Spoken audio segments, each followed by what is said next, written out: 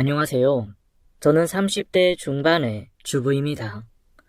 저는 대학 시절 친구의 소개로 3대3 미팅을 하게 되었어요. 그때 만난 쑥맥 의대생과 눈이 맞아 5년간 길고 긴 연애를 했고 행복한 연애 끝에 결혼을 하게 되었습니다. 결혼 전 제 남편은 정말 자상한 사람이었어요. 제가 무슨 케이크 진짜 맛있다고 말하면 그것을 기억해 두었다가 다음에 만날 때 사다 주곤 했죠. 그리고 다른 친구들은 연애하다가 자주 싸운다고 하던데 저는 그와 다퉈본 적이 없었어요. 왜냐하면 그는 항상 절 위해주고 제게 모든 것을 맞춰주는 천사였거든요. 그와 사귀는 동안은 제가 세상의 중심이 된 것만 같았습니다. 연애가 길어지다 보니 그와 자연스럽게 결혼을 준비하게 되었어요. 양가 상견례도 무사히 마쳤고 결혼식장도 호텔 예식으로 예약을 했죠. 상견례 날 뵌 예비 시어머니는 예비 남편의 옷무새도 체크해주고 식사할 때 반찬도 숟가락 위에 놓아주며 무척 잘 챙겨주시더군요. 예비 남편의 말로는 예비 시어머니는 남아선호 사상이 강한 분이시라고 했어요. 그래서 자신이 생각해도 누나보다 자신에게 더 많은 걸 해주셨다고 하네요. 그리고 예비 남편을 의사로 만들기까지 아들의 학원 시간표는 물론이고 하루 공부 계획표까지 전부 플랜을 짜주셨다고 해요. 한마디로 남편의 일거수일투족을 모두 관리하셨던 거죠. 물론 남편 본인의 노력도 있겠지만 어머님의 노력도 대단하셨던 걸로 봐서는 보통 시어머니는 아니겠구나 싶었습니다. 제 예상대로 시어머니는 의사 아들에 대한 자부심이 대단하셨어요. 혼수로 30평대 아파트와 외제차를 구입해 줄 것을 요구하셨고 예단비는 1억에 호텔 예식 비용을 모두 저희 친정에서 부담하는 걸로 하자고 하시더군요. 저희 엄마는 사돈 어른이 아들 갖고 장사하는 기분이 든다며 못마땅해 하셨지만 딸 결혼을 망칠 순 없기에 시댁에서 원하는 대로 조용히 예단을 준비해 주셨습니다.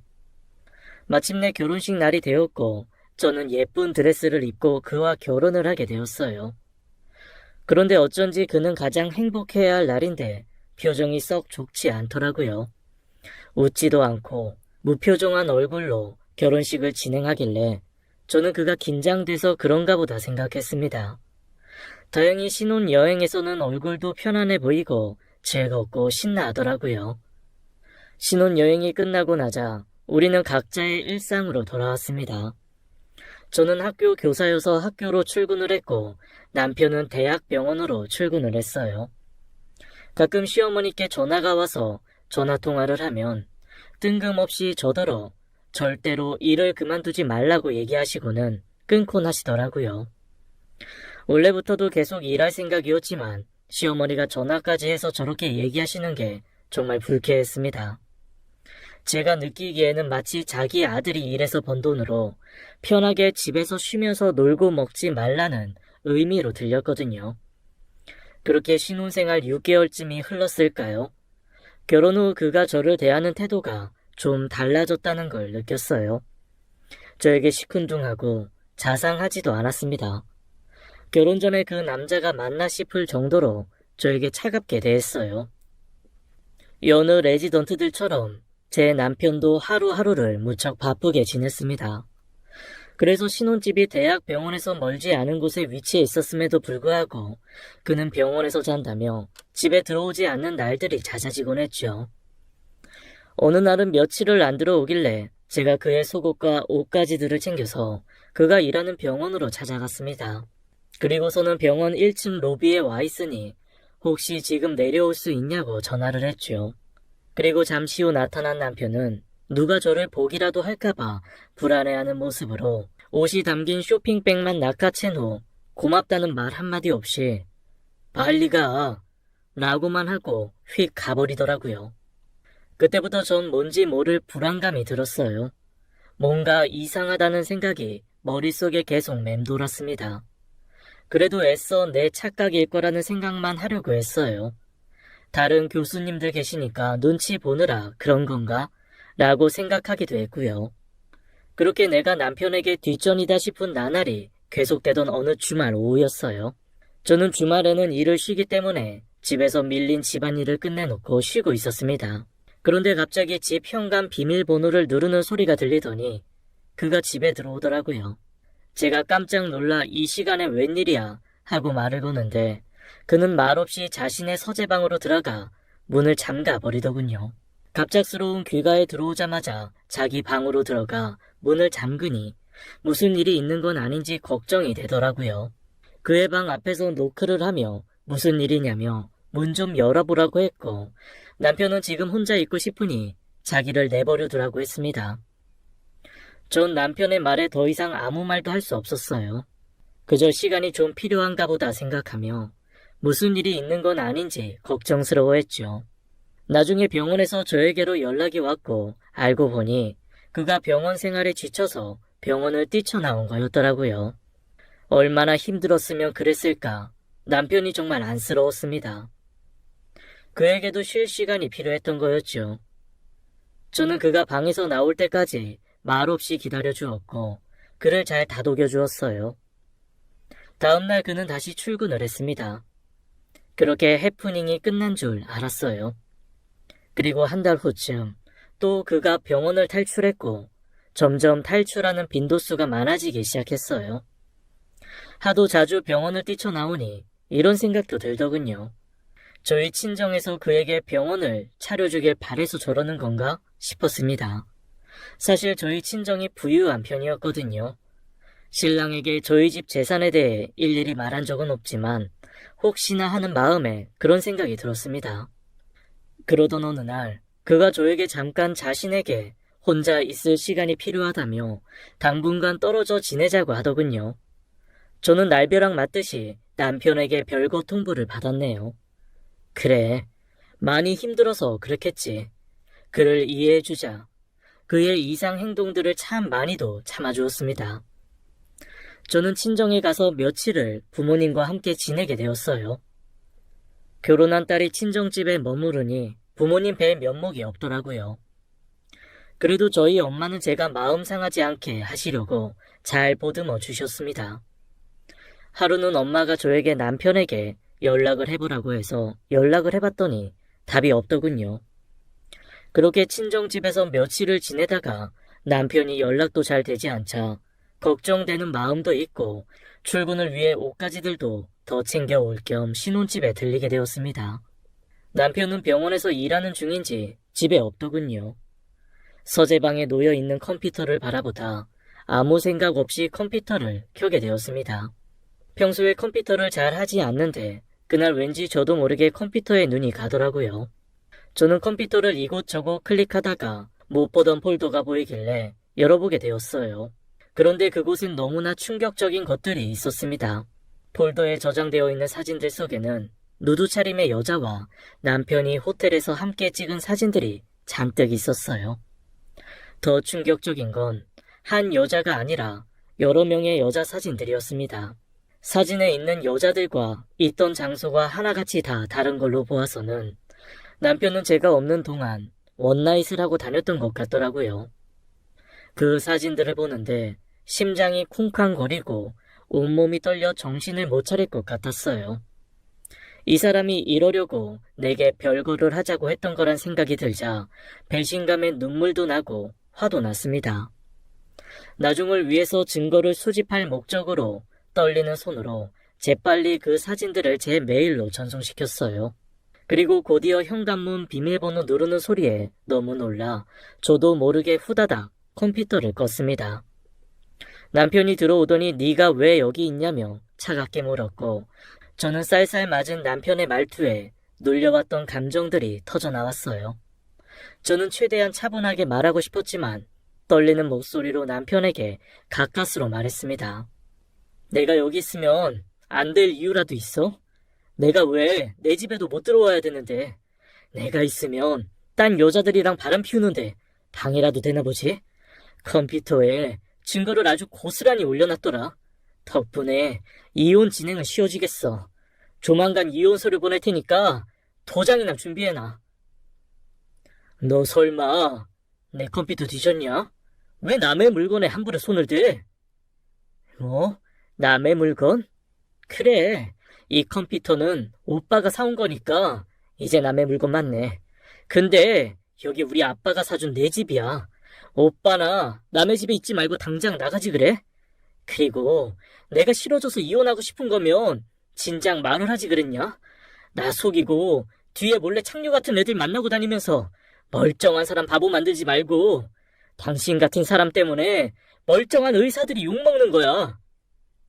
그러자 남편은 자신은 이혼할 생각은 없다며 이건 잠깐 스트레스 푸느라 호기심에 몇 번 그런 거라고 바람 피운 건 아니라는 궤변을 늘어놓더군요.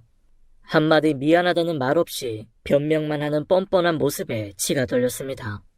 그러면서 하는 말이 네가 처음부터 병원 차려준다는 말 했으면 이런 일도 없었잖아. 너네가 왜 이렇게 눈치가 없냐? 내가 스트레스 안 받으면 이렇게 밖으로 나돌지도 않았을 거 아니냐고. 뭐? 오빠 진짜 어이없네.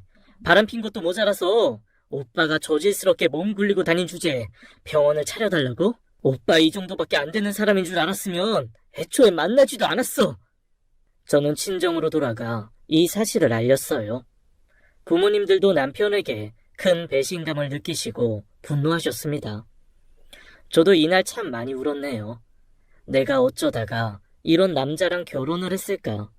연애를 짧게 한 것도 아닌데 어떻게 5년간 본인 성격을 꼭꼭 숨기고 있다가 결혼하고 돌변할 수 있을까? 사람 참 무섭다. 이런 생각들만 났습니다. 정말 연애하는 동안엔 너무나 자상했던 사람이어서 결혼 후에 이렇게 변할 줄은 상상도 못했어요. 아내에게 무심하고 병원 일에 무책임하고 뒤로는 몰래 원나잇을 즐기는 남자라니요. 이 일을 겪고 나니 결혼식 날 그의 표정도 이해가 되더라고요. 자기가 먼저 결혼하자곤 했지만 결혼 후 자기 하고 싶은 건 못하고 발목 잡힐 것 같아서 내심 걱정하는 그런 찌질남의 표정이었던 것 같네요. 저의 부모님들은 그와의 이혼을 적극 찬성하셨고 저도 더 이상 저런 변태 원나잇 남편과는 인생을 함께하고 싶지 않았습니다. 이혼하기로 마음 먹은 후 시어머니께 남편의 원나잇 사진을 보내고 전화를 해 이 사실을 알려주었습니다. 그런데 어찌나 자기 아들 잘못을 감싸시는지 예, 의사가 책상에 앉아서 공부만 하다 보면 머리도 좀 식힐 겸 그럴 수도 있지. 넌 겨우 그런 걸 가지고 무슨 이혼을 한 해 만에 시어머니한테 천하질이니? 그리고 애초에 네가 내조를 잘했으면 이런 일도 없었을 거 아니야. 게다가 우리 민준이가 너한테 친정에 가 있으라고 했다는데 넌 굳이 신혼집에 들어가서 이 사단을 내니? 엄연히 따지면 네 잘못도 있는 것 같구나. 라고 하시는데 전화통화 내내 전화기를 던져버리고 싶은 마음이 굴뚝 같았습니다. 어머님, 잘못이라뇨. 입은 삐뚤어졌어도 말은 바로 하셔야죠. 저 민준씨가 혼자 있고 싶다고 해서 제 집에서 나와서 친정집에 머물러주는 배려도 해줬고요. 일 때문에 바쁘다며 집에 안 들어오는 것도 싫은 내색 한 번 안 했어요. 게다가 맞벌이 하면서 남편 집안일 한번 지켜본 적 없다고요. 그리고 더군다나 전 매일 밤 남자 갈아치워가며 잠자리 한 적도 없거든요. 적반 하장도 유분수지. 어머니, 실성하셨어요? 라고 말하고는 전화를 뚝 끊어버리는데 시어머니의 욕하는 소리가 어렴풋이 들리더라고요. 온몸이 떨려 더는 전화를 붙잡고 있을 수가 없었습니다. 이 소식은 그에게도 전해줬고 그는 저에게 전화를 걸어 왜 자기 부모님한테 그런 얘기를 했냐고 고래고래 소리를 지르더군요. 방귀 낀 놈이 성낸다더니 모전자전이 따로 없었습니다. 남편은 미안하다, 잘못했다 말 한마디 없이 자기 부모님한테 그 사진을 뿌렸다는 게 몹시도 화가 났나 봅니다. 지금 다시 생각해도 괘씸하네요. 그 후로 저희는 합의 이혼을 하기로 했습니다. 그런데 그 과정에서 시어머니와 또 고성이 오고 갔네요. 너, 우리 민준이가 벌어온 월급 한 푼도 빼지 말고 가져와. 그 돈 다 썼는데? 다 써서 한 푼도 없어요. 넌 의사 월급이 그게 얼만데 그걸 다 썼다는 거야. 의사 월급 그게 뭐 얼마나 한다고. 아무튼 다 써서 한 푼도 없다고요. 억울하시면 소송 거시면 되잖아요. 이게 따박따박? 어디서 말 대답이야? 됐고, 할 말 있으면 변호사 통해서 하세요. 라고 하고는 전화를 끊어버렸습니다. 그 후로 오는 전화는 받지 않았네요. 시어머니도 이것저것 알아보셨는지 더 이상 연락이 없더라고요. 변호사 써봐야 변호사 비용만 나가고 건질 게 없다고 판단하셨는지 더 이상 남편 월급을 가져오란 소리는 안 하셨습니다.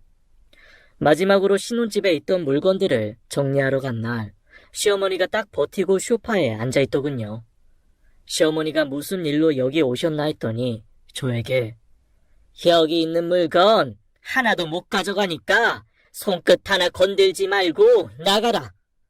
라며 엄포를 놓더군요. 정말 어이가 없었습니다. 결혼할 때 시어머니가 요구한 예단대로 제 부모님이 마련해주신 30평대 아파트였고 신혼살림도 고가의 가구와 가전으로 채워놓은 제 집이었습니다. 그런데 그걸 손끝 하나 대지 말라니 어이가 없더군요. 아주머니, 여기 이렇게 함부로 들어오시면 무단 침입으로 신고할 수 있어요. 당장 나가시죠. 잊으셨나 본데 이 집, 가전 가구, 심지어 남편이 타고 나간 차까지 전부 제 명의예요. 그 사람한테도 차 갖다 놓으라고 했으니까 그리 하세요. 그리고 아주머니, 뻔뻔한 건 알았는데 이렇게 구질구질한 사람인 줄은 몰랐네요. 나중에 이혼 준비하다 알게 된 사실인데 시어머니는 그 집과 차를 공동 명의로 사주신 건 줄 아셨나봐요. 아무튼 그날 저는 제 옷가지와 친구들에게 선물 받은 물건들 몇 개만 챙겨서 나왔고 현관문 비밀번호도 바꿔버렸습니다. 약 1년간의 결혼 생활을 끝으로 그렇게 저희는 갈라섰고 그 후로 저는 하는 일도 더 잘 되고 마음 편하게 잘 살고 있었죠. 그러다 부모님이 미리 증여해주신 현금으로 부동산 투자를 했고 그걸로 돈을 좀 벌게 되었어요. 큰 수익을 벌게 된 저는 부동산에 올인을 하며 시간을 보냈습니다. 그렇게 아파트 여러 채를 굴리다 보니 어느 순간 평생을 놀아도 먹고 살 정도로 돈을 벌게 되었어요. 부모님도 제가 부동산으로 수익을 보는 걸 보시더니 저에게 투자 감각이 있다며 투자를 많이 해주셨고 부모님 재산도 원래 많았지만 더 많이 불려드리게 되었습니다. 그 돈으로 저는 강남에 건물을 매입하게 되었어요. 물론 부모님의 지원이 있긴 했지만 제가 스스로 이렇게 큰 성과를 이뤄낸 것에 스스로 대견했네요. 저는 임대를 주며 건물 관리를 주로 하게 되었고 그러다 보니 주변 건물주들과의 모임을 종종 갖게 되었어요. 그리고 그곳에서 한 남자를 만나게 되었습니다. 그 남자도 강남에 건물을 갖고 있었고 이걸 주업으로 삼고 있더군요. 그와 함께 투자 이야기를 나누다 보니 관심사도 비슷하고 성격도 잘 맞아서 연애를 시작하게 되었어요. 사실 그와 연애하면서 이혼 이야기는 하지 않았습니다. 왜냐하면 연애는 해도 또 누군가와 결혼할 생각은 없었거든요. 그런데 그와 만나는 시간이 길어질수록 그에게 사실을 얘기해야겠다는 생각이 들었습니다. 사귄 지 1년이 지났을 무렵 어렵게 이혼 이야기를 꺼내려고 그를 만났습니다. 그런데 그가 먼저 제게 고백할 게 있다며 사실은 자기가 이혼남이라고 알려주더라고요. 저도 그에게 제 이야기를 들려주었습니다. 그는 부모님의 반대를 무릅쓰고 가난한 집의 딸과 결혼을 했대요. 그녀가 그와 결혼하자마자 명품 옷과 가방을 사들이기 시작했고 돈을 물 쓰듯이 썼다고 합니다. 하루는 와이프 이름으로 건물을 매수하려고 와이프의 통장을 오픈했는데 경악을 금치 못했다네요. 모아둔 돈은 한 푼도 없었고 오히려 마이너스가 찍힌 통장을 보고 와이프를 추궁하니 친정집이 어려워 도와드리느라 돈을 좀 썼다고 했는데 그 돈이 무려 5억이 넘는 돈이었대요. 그 후로도 1억을 더 달라고 하기에 처가댁에 전화를 드렸더니 자기네는 자네한테 돈 달라고 한 적 없다고 무슨 소리냐며 황당해 하더래요. 알고 보니 그의 와이프가 도박에 빠져 도박빚에 시달리고 있었고 그때마다 마이너스 통장을 쓴 거라는 사실을 알게 되었다고 했습니다. 도박에서 헤어나오게 하려고 온갖 노력을 해봤지만 와이프는 정신을 못 차리고 심한 도박 중독에 걸려 이혼을 하게 되었다는 씁쓸한 이야기였습니다. 그의 이야기를 모두 듣고 난 후엔 제 이야기를 들려주었어요. 남자친구는 제 이야기를 다 듣고는 우리 둘 다 한 번씩 결혼에 실패한 사람이어서 오히려 다행이라고 했습니다. 그래서 우리가 만날 수 있었던 거라며 오히려 지금은 감사한 생각이 든다고 하더군요. 저희 둘은 서로의 과거를 털어놓고 오히려 더 사이가 돈독해졌고 그로부터 6개월 후에 결혼식을 올리게 되었어요. 시부모님도 저를 많이 예뻐해 주셨고 저희 부모님도 듬직한 남편을 무척 마음에 들어 하셨습니다. 저희 둘은 허니문 베이비를 갖게 되었고 양가 부모님의 축복 속에서 정말 행복한 나날을 보냈죠. 그렇게 쌍둥이 아기가 태어났고 저는 육아를 하며 행복한 시간을 보내고 있었어요. 그렇게 3년이 흘렀습니다. 그러던 어느 날 가족들과 식사를 하는데 시아버지께서 병원 모임이 있는데 그곳에 함께 참석했으면 하시더라고요. 시아버지께서 병원 건물을 하나 가지고 계셨는데 그곳 사람들에게 손자들을 자랑하고 싶으신 것 같았어요. 왜냐하면 시아버지의 손주들 사랑이 무척 크셨거든요. 매일 지인들에게 사진으로만 보여주시다가 직접 보여드리고 싶었나 봐요. 저는 흔쾌히 알겠다고 하고 초대장을 받았습니다. 그 초대장에는 땡땡병원 이사장 김도진이라고 아버님의 성함이 쓰여 있었어요. 저는 아버님이 병원 이사장님이신 건 미처 몰랐는데 그날 집에 가는 길에 남편에게 물으니 땡땡병원 이사장이시고 이번에 10주년 행사를 하는 거라고 얘기해 주더군요. 며칠이 지나 땡땡병원 10주년 행사날이 되었어요. 저는 남편과 아이들을 챙겨서 시부모님과 함께 호텔에 마련된 행사장에 도착했습니다. 시아버지는 단상에 올라가 10주년 축하 연설을 하시고 저희는 예약석에 앉아서 아버님의 연설을 경청하고 있었죠. 저는 쌍둥이 아이들을 챙기느라 정신이 없었는데 첫째가 뛰어다니다가 한 의사와 부딪혀서 그분 옷에 음료수를 잔뜩 쏟고 말았어요. 그분께 죄송하다 인사드리려고 얼굴을 보는데 그건 다름 아닌 제 전남편이더군요. 제 전남편도 저를 알아보고는 깜짝 놀라며 말을 걸더라고요.